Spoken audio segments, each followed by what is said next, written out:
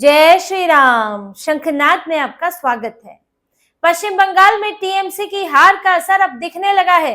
TMC गुंडों की बौखलाहट झल्लाहट सड़कों पर नजर आ रही है। जब चुनाव में कुछ नहीं उखाड़ पाए तो सड़क पर बीजेपी के कार्यकर्ताओं पर हमला करने की कोशिश कर रहे हैं। लेकिन जैसे कि बंगाल बदल चुका है, हालात बदल चुके हैं, तो अब टीएमसी वाले भले ही ये अपनी कल्पना में जिए, अभी इन्हें समझने में वक्त लगेगा कि अब स्थितियां वो नहीं है और इन्हें इन हरकतों पर अब सबक सिखाया जाएगा। और यही हो रहा है कि जहां भी इन्होंने भिड़ंत करने की कोशिश की वहां सुरक्षा बलों से तो पिटे ही, साथ ही पुलिस ने, बंगाल पुलिस जो टीएमसी का झंडा देखते ही भाग खड़ी होती थी, हाथ बांध लेते थे, उन्होंने भी टीएमसी के गुंडों को सबक सिखाया है। आसनसोल में, भवानीपुर में इन लोगों ने हंगामा करने की कोशिश की। आसनसोल में इंजीनियरिंग कॉलेज जो कि मतगणना केंद्र है, उसके बाहर जब इन्हें अपनी हार दिखी, क्योंकि यहाँ आसनसोल, जलपाईगुड़ी, इन सब इलाकों में ममता बनर्जी टीएमसी कुछ खास नहीं कर पाई है, तो टीएमसी के गुंडे उतर आए, हंगामा करने लगे। लेकिन देखिए, अब ये इनका झंडा देखकर बीजेपी वाले भागते नहीं है, अब पीठ नहीं दिखाते हैं, अब वो भी लड़ने को तैयार होते हैं। और फिर हंगामा हो गया, आपस में झड़प हुई। फिर उसके बाद आए सुरक्षा कर्मी और उन्होंने देखा कि किसने शुरुआत की थी, कौन इस तरह से हावी होने की, आक्रामक होने की कोशिश कर रहा है। उन्होंने भी डंडा लगाया, लाठीचार्ज किया और टीएमसी के गुंडों को भगाया। और ये दिख रहा है हर जगह सुरक्षा बलों को। देखिए, ये तो जानते ही है कि अभी तक जो झड़पें हुई हैं वो अधिकतर टीएमसी वालों ने शुरू की हैं और ये हंगामा करने की, अविश्वास पैदा करने की कोशिश करते हैं। तो इसके लिए ये लोग इसी तरह के झगड़े करते हैं। भवानीपुर में भी यही किया। ये जो काउंटिंग सेंटर है उसके आगे इन लोगों ने हंगामा शुरू किया, वहां पर भी बीजेपी वालों से इनकी भिड़ंत हुई है। और कारण देखिए कि हमें कॉपी पेंसिल वो लिखने के लिए अंदर नहीं ले जाने दे रहे हैं, जबकि बीजेपी को ले जाने दे रहे हैं। अब इतने मीडिया के सामने इन लोगों के साथ क्या ऐसा संभव है?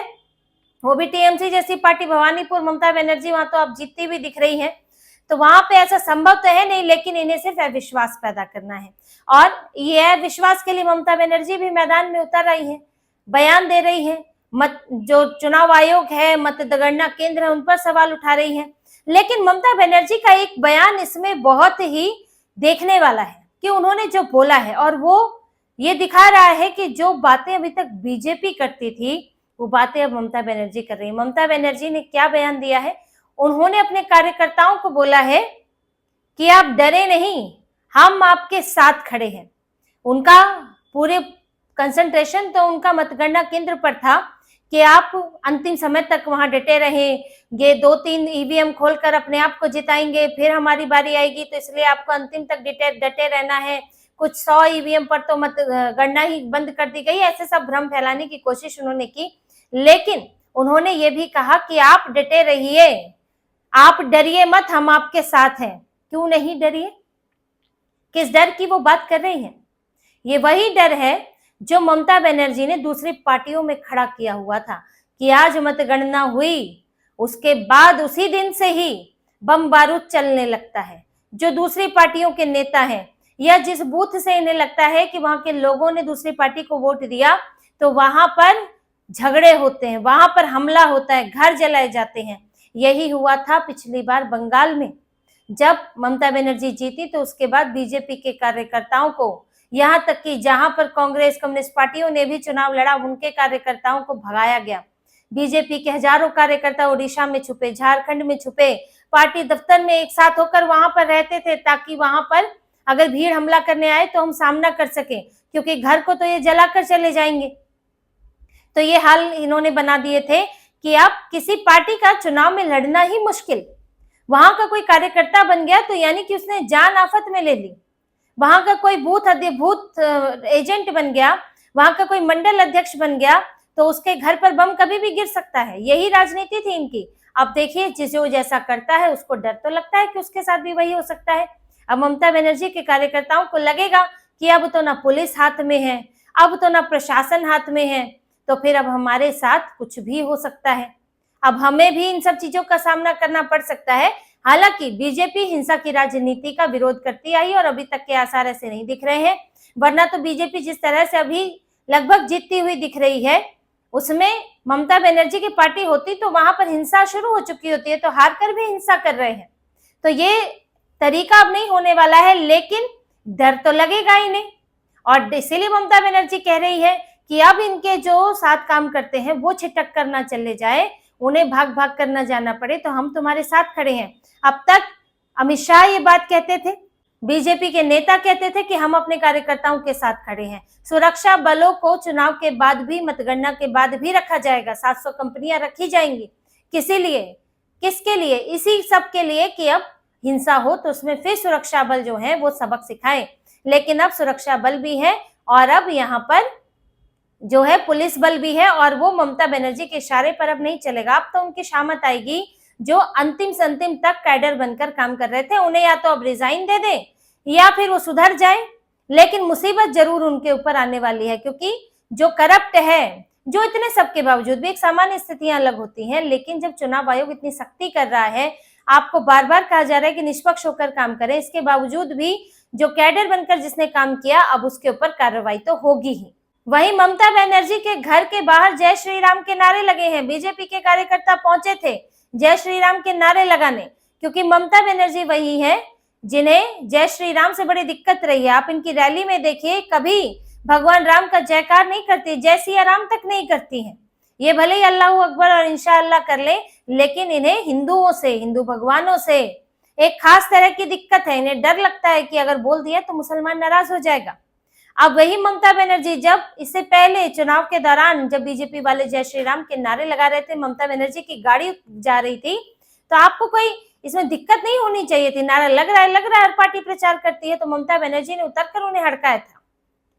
ममता बनर्जी को बड़ी तकलीफ होने लगी थी, इसलिए आज उन्हें जय श्री राम का उद्घोष सुनाया गया है, और पूरे बंगाल में ये उद्घोष है कि ये जय श्री राम है। ममता बनर्जी बहुत जय बांग्ला कर रही थी, जय बांग्ला। देखिए, जय श्री राम जो कह देगा उसे जय बांग्ला कहने में कोई समस्या नहीं होगी, क्योंकि कोई अलग तो है ही नहीं। बंगाल सनातन की धरती है, और जो सनातनी है उसे जय बांग्ला कहने में कोई तकलीफ नहीं है। लेकिन सावधान उससे रहने की जरूरत होती है जो जय बांग्ला बोल दे, लेकिन जय श्री राम, जय सिया राम ये सब ना बोल पाए। उससे सावधान रहने की जरूरत है, क्योंकि वो बांग्ला की बात तो करता है, लेकिन हिंदू विहीन बांग्ला की बात करता है। जय बांग्ला तो तब भी रहेगा जब बांग्ला बांग्लादेश बन जाएगा, तब भी जय बांग्ला बोला जा सकता है, लेकिन जय श्री राम नहीं बोला जा सकता। तो जय बांग्ला का, जो सिर्फ जय बांग्ला बोलते हैं, उनका मतलब है बंगाल तो रहे, लेकिन हिंदू रहे ना रहे कोई फर्क नहीं पड़ता। हिंदू विहीन बंगाल हो जाए, यहाँ पर बांग्लादेश ही भर जाए, उन्हें ऐसा जय बांग्ला चाहिए। इसीलिए इसको समझने की जरूरत है कि जय बांग्ला बोलना इस बात की निशानी नहीं है कि वो बंगाल को उसके मूल रूप में मानते हैं। बंगाल की आत्मा है सनातन, हिंदू जागरण का स्रोत है। तो यहाँ पर जो अगर सनातन की बात नहीं कर सकता, यानी कि वो बंगाल से हिंदुओं को, हिंदू रहे न रहे उसे कोई मतलब ही नहीं है, या कह सकते हैं कि हिंदुओं को हटा देना चाहता है। तो इस अंतर को समझना जरूरी है। इसीलिए यहाँ पर बीजेपी ने मच्छी भात भी खाया, कोई समस्या नहीं कि हम वो भी खाएंगे, हमें कोई समस्या नहीं है। तो ये तो इनका बहाना है कि माछ भात बंद हो जाएगा, तो हम वो भी करेंगे। बीजेपी ने जय बांग्ला भी बोला, हमें बंगाल के जयकार से कोई समस्या नहीं है, और बीजेपी ने जय श्री राम भी बोला। और ममता बनर्जी इसी में ही फंस कर रह गई कि वो एक क्षेत्रीय सेंटिमेंट जगाना चाहती थी, लेकिन वो इसमें हिंदू धर्म को भूल गई और उसके मूल स्वभाव को, एक राज्य के मूल स्वभाव को, मूल आत्मा को भूल गई, और जिसका खामियाजा उन्हें भुगतना पड़ा है। जैसे कि डीएमके, सनातन विरोधी डीएमके हारी है। उदयनिधि स्टालिन ने जो सनातन को खत्म करने की बात की थी, वो खुद इस वक्त वहां पर संघर्ष कर रहे हैं, और तमिलनाडु की राजनीति सत्ता से जो है वो खत्म हो चुके हैं इस बार। वही बात ममता बनर्जी के लिए भी है कि उन्होंने सनातन को मिटाने चली थी, और इस बार वो सत्ता से खुद मिट गई है। और बंगाल के लोगों ने भी बहुत बढ़ चढ़ कर वोट किया है और इस स्थिति को समझा है। बांग्लादेश, बंगाल का जो बांग्लादेश बनता जा रहा है, उन्होंने उसे समझा है। और यही अब टीएमसी के कार्यकर्ताओं को समझते समझते वक्त लगेगा। ये कुटाई पिटाई जो है अभी धीरे धीरे उनको समझ में आएगी। जो अमित शाह ने एक बयान दिया था कि टीएमसी के गुंडे पहले चरण में अंदर बंद थे, दूसरे चरण में भी अंदर बंद रहे, वरना 5 मई के बाद, 4 मई के बाद उल्टा टांग कर सीधा कर देंगे। वही हो रहा है। अब तो पुलिस इनके पास है नहीं, सुरक्षा बल अभी लगे रहेंगे, आगे पुलिस, अब तो जो वहां पर सरकार बनेगी उसके साथ होगी, उसके अंडर काम करना होगा। तो अब टीएमसी के गुंडों को बाहर निकलने से पहले सोचना पड़ेगा। जो अभिषेक बनर्जी ने कहा था कि अगर एक बाप की औलाद हो तो फिर 4 मई के बाद यहाँ पर आकर दिखाना। अब अभिषेक बनर्जी अब इस बयान पर सोचे कि दूसरे तो आ जाएंगे, क्या वो आ पाएंगे? तो यहाँ बदलता माहौल बहुत कुछ है।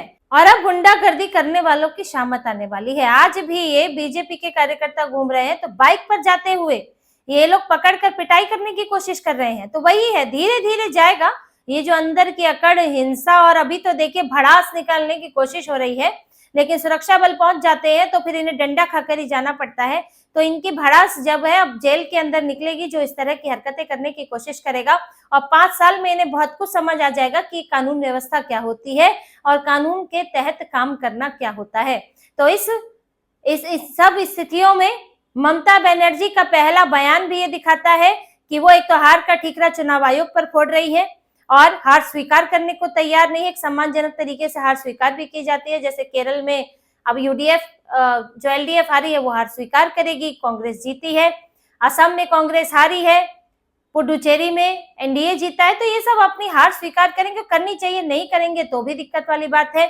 तो यानी कि आप अपनी हार का ठीकरा दूसरे पर फोड़ रहे हो। ममता बनर्जी तो फिलहाल यही कर रही है और अपने कार्यकर्ताओं को थोड़ा सा आश्वासन दे रही है कि हम मार अगर पड़े तो हम आपके साथ बैठे हुए हैं। तो देखिए आगे क्या होता है, लेकिन फिलहाल टीएमसी के गुंडे जो हैं वो जरा सा इधर उधर करने की कोशिश कर रहे हैं, तो पुलिस और सुरक्षा बल दोनों का सामना करना पड़ रहा है। तो इसी तरह की और खबरें और विश्लेषण आपके लिए लाते रहेंगे। हमसे जुड़े रहिए, सब्सक्राइब कीजिए, कमेंट कीजिए। बहुत बहुत धन्यवाद। जय श्री राम।